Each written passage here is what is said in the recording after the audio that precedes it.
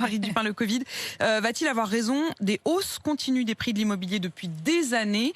C'est la première fois que les chiffres qui viennent d'être publiés montrent une stagnation. Ouais, c'est les chiffres du site meilleursagents.com et effectivement, pour la première fois depuis bien longtemps, les prix de l'immobilier n'augmentent plus. Alors évidemment, le plus marquant, c'est à Paris, où les prix ont atteint un plafond depuis mi-mars. Il y a bien une augmentation de 3,2% depuis le début de l'année, mais si on regarde bien, cette hausse, elle est concentrée sur les mois de janvier, février et mars, donc avant la crise du Covid, avant le confinement.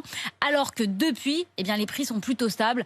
Moins 0,01% en août, plus 0,004% en juillet. On est en gros autour de 10 500 € le mètre carré à Paris. Ça reste énorme évidemment, mais sans le confinement, on serait sans doute passé au-dessus des 11 000 €. Et en région, comment ça se passe? Si on regarde les 10 plus grandes villes en région, là aussi, on constate une sorte de stabilité. À Lille, par exemple, moins 0,3% au mois d'août. À Lyon, c'est stable. À Toulouse, plus 0,1%. Alors qu'avant la crise, on était sur des hausses de prix très fortes dans ces grandes villes, dans ces grandes agglomérations. Donc, il y a vraiment quelque chose qui a changé. Pour autant, on ne peut pas non plus parler d'effondrement des prix. Non, c'est pas un effondrement, c'est vraiment une stabilité. Les prix montaient, ne s'arrêtaient plus de monter.